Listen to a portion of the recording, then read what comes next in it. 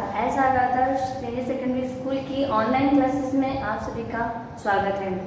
पिछले प्रकरण में हमने अनुवाद प्रकरण सीखा। अनुवाद कैसे किया जाता है, कर्ता, क्रिया, कर्म सभी के हिसाब से सीखा। पांचों काल में सीखा। अब हम इसके बाद में सीखेंगे संधि। सबसे पहले संधि की परिभाषा देखिए। दो या दो से अधिक वर्णों के अत्यंत समीप मेल को संधि कहते हैं। अब यह है कि मेल अत्यंत समीप होना चाहिए। जैसे कि देखिए, अब ये आपके तीन स्वर का कोई एक शब्द है, इसमें अ और द में संधि नहीं हो सकती क्योंकि बीच में य स्वर आया है। अब ये य स्वर व्यवधान है इन अ और द शब्द के बीच में, इसीलिए संधि हमेशा अत्यंत परस्पर वर्णों में ही होगी और जहाँ पर कोई भी बीच में व्यवधान नहीं होना चाहिए। जैसे देखिए, ये य और द इन आपस में इनमें संधि हो सकती है क्योंकि इनके बीच में आपस में कोई भी वर्ण नहीं है, इसलिए इन दोनों में संधि हो सकती है। संधि की परिभाषा देखिए, इसीलिए दो वर्णों के अत्यंत समीप मेल को संधि कहते हैं। संधि के तीन प्रकार देखिए। स्वर संधि, जिसे हम अच संधि भी बोलते हैं, व्यंजन संधि, जिसे हम हल संधि भी बोलते हैं, और विसर्ग संधि। ये संधि के तीन भेद हैं: स्वर संधि, व्यंजन संधि और विसर्ग संधि। अब सबसे पहले हम पढ़ेंगे आज स्वर संधि, जिसे अच संधि बोलते हैं। स्वर यानी अ, आ, ई, उ, री। छोटे स्वर, दीर्घ स्वर और लघु स्वर। दीर्घ स्वर आ, बड़ी ई, बड़ा ऊ, बड़ा री, और लघु स्वर अ, ई, उ, री। तो देखिए, अब हम आज स्वर संधि के 5 भेद पढ़ते हैं। स्वर संधि में कितने भेद होते हैं? 5 भेद होते हैं। पहला दीर्घ संधि, दूसरा गुण संधि, तीसरा यण संधि, चौथा वृद्धि संधि और पांचवा अयाची संधि। अब हम आज इस सब संधि में से, स्वर संधि में से, अब हम आज सबसे पहले पढ़ेंगे दीर्घ संधि। अब देखिए, हम पढ़ेंगे सबसे पहले स्वर संधि में दीर्घ संधि। स्वर संधि में सबसे पहले दीर्घ संधि में स्वर संधि की क्या कि जहाँ स्वरों का मेल हो वहाँ स्वर संधि। और स्वर संधि में दीर्घ में देखिए, यहाँ पर सब स्वर है, अ, आ, ई, उ और री। ये सभी स्वर हैं। इनका नियम यह है दीर्घ संधि का कि इनके अ के, ई के, उ के या वी के बाद यदि कोई भी लघु या दीर्घ स्वर हो तो आप उसको अ या आ हो, चाहे अ हो चाहे आ हो, उसको आप आ बनाएंगे दीर्घ। ये कैसा स्वर है? दीर्घ। ई या ई, छोटी ई या बड़ी ई, चाहे कैसे भी उसको हम बनाएंगे दीर्घ, बड़ी ई। ऊ या ऊ कैसा भी हो हम उसको बनाएंगे बड़ा ऊ, और री या री हो हम उसको बनाएंगे री। तो नियम दीर्घ संधि का यही है कि अ या आ के बाद में, या ई या ई के बाद में, या ऊ के बाद में, या री के बाद में अगर कोई भी लघु या दीर्घ स्वर हो तो हमें उसको दीर्घ आदेश करना है। देखिए एग्जाम्पल जो आपको बिल्कुल समझ में आ जाएगी। कैसे? पुस्तकालय, हमने इसका संधि विच्छेद किया, पुस्तक प्लस आलय। अब देखिए, यहाँ क में कौन सा स्वर जुड़ा हुआ है? अ है। तो यहाँ से हम जब किसी भी स्वर में से, व्यंजन में से हम स्वर निकालेंगे तो व्यंजन कैसा रह जाएगा? आधा रह जाएगा। इसीलिए क यहाँ पे मैंने हलन लिखा है आधा, और इस यहाँ से हमने अ निकाल दिया प्लस हमने आ दिया। हमारा नियम यही कह रहा है कि अ के बाद में कोई भी लघु या दीर्घ स्वर है तो अ के बाद में स्वर है। अब ये क्या करना है? यहाँ पर उसको आ आदेश करना है। तो इन दोनों को क्या आदेश हो जाएगा? आ आदेश हो जाएगा। अब ये क में क्या जुड़ेगा? आ जुड़ जाएगा। तो वापस देखिए, ये आपका का बन गया और लय का लय रहेगा, पुस्तक का पुस्तक ही रहेगा, इसलिए क्या बन गया? ये ऐसे पुस्तकालय बन गया। दूसरा उदाहरण देखिए, ई का, मुनि प्लस इंद्र। इसमें देखिए, न में आपको कौन सा स्वर नजर आ रहा है? ई। न में से हम क्या निकालेंगे? ई निकालेंगे। तो न कैसा रह जाएगा? आधा रह जाएगा, और प्लस हम ई लिखेंगे। अब ये दोनों ही छोटे हैं, चाहे लघु हो चाहे दीर्घ हो, उससे कोई फर्क नहीं पड़ेगा। ई और ई मिलकर आदेश क्या हो जाएगा, दोनों को बड़ी ई आदेश हो जाएगा। इसीलिए ये कैसा बन जाएगा, मुनिंद्र। ये देखिए नाम में कौन सी ई की मात्रा है, बड़ी ई की मात्रा है, तो ये यहाँ पर बन गया मुनिंद्र। इसी तरीके से देखिए भानुउदय, भानु प्लस उदय। अब देखिए न में आपको कौन सा स्वर नजर आ रहा है, ऊ नजर आ रहा है, तो हम क्या निकालेंगे, न में से आधा न रह गया, व्यंजन आधा हो गया स्वर के निकालते ही, और इसीलिए हम यहाँ पर ऊ निकालेंगे और प्लस ऊ लिखेंगे, तो ये दोनों बड़ा ऊ बन गया। इसको क्या आदेश हो गया, इन दोनों को बड़ा ऊ, क्योंकि हमारा नियम ये कह रहा है कि स्वर की बात में अगर यदि कोई स्वर हो तो उसको दीर्घ आदेश होता है।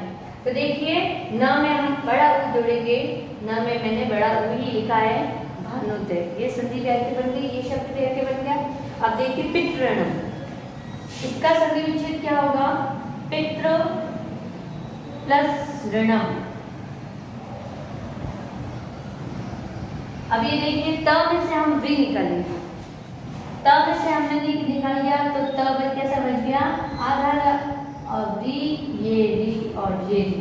अब ये री छोटा और ये री बड़ा मिलकर क्या बन गया, बड़ा री। चाहे छोटा हो चाहे बड़ा, कैसे भी बन जाएगा, बड़ा स्वर बन जाएगा, तो ये हमने लिख दिया बड़ा। इसीलिए देखिए ये पितृ ऋणम बन गया। अगर हम यहाँ पर ऐसे एक लगा देते तो ये छोटा होता, और इसी तरीके से हम यहाँ पर इस तरीके से ये दो लगाते हैं तो इसे बड़ा कहते हैं, इसीलिए ये बड़ा है। तो देखिए पितृ ऋणम बन गया, ये बड़ा हो गया, दीर्घ हो गया। अब स्वर संधि के बाद हम पढ़ेंगे गुण संधि। इसकी दूसरी संधि है, स्वर संधि के बाद में दीर्घ संधि पहली थी, अब पढ़ेंगे हम गुण संधि। इसमें नियम में देखिए सबसे पहले आपके नियम इसका ये आता है कि अ या आ के बाद में इसमें कंडीशन होती है। क्या कंडीशन दे रखी है आपको गुण संधि में, कि अ या आ होना चाहिए। आपके दीर्घ संधि में ऐसा कोई नियम नहीं था कि अ या आ होना चाहिए, नहीं, वहाँ पर सिर्फ इतना ही था कि ये स्वर होना चाहिए, लघु ये होना चाहिए, तो आपके दोनों दीर्घ आदेश हो जाता है। अब यहाँ पर नियम है कि अ या आ के बाद में ई है या ऊ है या जी है या री है। अगर ये है तो इनके रहने के बाद में ई को ए हो जाएगा, ऊ को ओ हो जाएगा, री को अल हो जाएगा और री को अल हो जाएगा। ये आपके नियम है गुण संधि का, जिसमें आपके नियम है, वापस एक बार देखिए कि अ या आ के बाद में ई या ई है या ऊ या ऊ है या री है या री है, तो ई को ए हो जाएगा, ऊ को ओ हो जाएगा, री को अल हो जाएगा और री को अल हो जाएगा। एग्जाम्पल देखिए इसके, देवेंद्र। सबसे पहले गुण संधि का एग्जाम्पल क्या है, देवेंद्र, जिसका हम संधि विच्छेद करेंगे देव प्लस इंद्र। आपको आपके नियम में ये कंडीशन दे रखी है कि अ या आ होना चाहिए, अ या आ के बाद में ई हो या कुछ भी हो। तो देखिए यहाँ पर ब में अ है, अ या आ के बाद में आपके ई है, तो इस ए को हम क्या आदेश करेंगे, ए आदेश करेंगे नियम के अनुसार। तो देखिए ब में से हम क्या निकालेंगे, अ निकालेंगे और ब आधा रह जाएगा क्योंकि ब व्यंजन है, और अ प्लस हम ई लिखेंगे और अ और ई को हम क्या आदेश करेंगे, ए आदेश करेंगे। अब हमने इसको ए आदेश किया, ए क्या है, स्वर है, ये क्या है, ब व्यंजन है। व्यंजन और स्वर आपस में मिलते हैं, तो ब में जब एक ही हम मात्रा लगाएंगे तो क्या बन जाएगा, वे, और इस तरीके से बन गया हमारा देवेंद्र।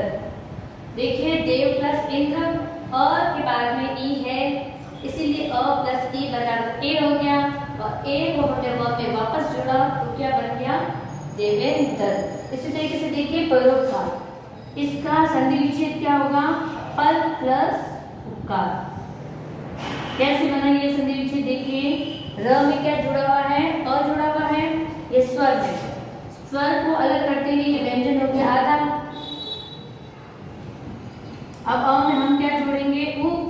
अब अ और ऊ, देखिए नियम में देखिए ऊ चाहे छोटा हो चाहे बड़ा हो कोई फर्क नहीं है उससे, दोनों को ही क्या आदेश होता है, ओ आदेश होता है। तो इन दोनों को मैं क्या आदेश कर दूंगी, ओ।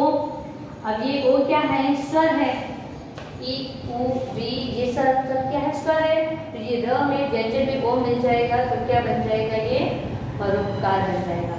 इसी तरीके से तीसरा देखिए, इसकी संधि विच्छेद देवर्षि का क्या संधि विच्छेद होगा, देव प्लस ऋषि। देवर्षि का संधि विच्छेद होगा देव प्लस ऋषि। अब यही देखिए, उसमें से हम व में से क्या निकालेंगे, हम अ निकालेंगे। अ में हम वापस क्या जोड़ेंगे, री जोड़ेंगे, और री को क्या आदेश होता है, अर आदेश होता है। तो देखिए री की जगह हम लिखेंगे अर आदेश, इन दोनों को आदेश क्या हो गया, अर हो गया। अब देखिए व में हम अ जोड़ देंगे। ये थोड़ा सा अलग उदाहरण है, इसे ध्यान से देखिए कि व में हम अ जोड़ देंगे तो ये र अकेला रह जाएगा, इसीलिए हमने इस र को यहाँ ऊपर लगा दिया। क्योंकि र अकेला, व्यंजन अकेले नहीं रहते तो वो कहाँ जाते हैं, ऊपर जाकर बैठते हैं। किसी भी स्वर के व्यंजन ऊपर जाकर बैठते हैं, तो इसीलिए ये देखिए व में हमने अ जोड़ा तो व तो पूरा बन गया, देव बन गया। देखिए देव बना कि नहीं बना, और शी के ऊपर हमने ये र लगा दिया तो क्या बन गया, देवर्षि। इसीलिए इसका संधि विच्छेद क्या हुआ, देव प्लस ऋषि।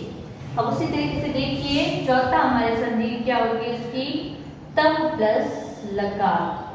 इसका संधि विच्छेद क्या होगा, तम प्लस लकार। इसमें देखिए तम प्लस लकार में व में हम क्या निकालेंगे, वही व्यंजन है वो, तो वो आधा रह जाएगा और हमने निकाल लिया अ, प्लस हम यहाँ लिखेंगे ल। अब देखिए हमारा नियम है, सॉरी, कि हम लिखेंगे यहाँ पर री। अब हमारा नियम है कि अ और री को, इनको क्या हो जाएगा, अल हो जाएगा। क्या हो जाएगा, अल। अब व में हम वापस स्वर जोड़ेंगे, तो स्वर जोड़ेंगे तो व का तो व पूरा हो जाएगा। इसी तरीके से हम क्या लिखेंगे, व का व पूरा लिख देंगे, लेकिन ये ल आता है। अब ल क्योंकि स्वर है नहीं, व्यंजन है, इसीलिए ये ल का ल आधा ही रहेगा, तो हम वापस ये आधा ल लिख देंगे और का ही रह जाएगा।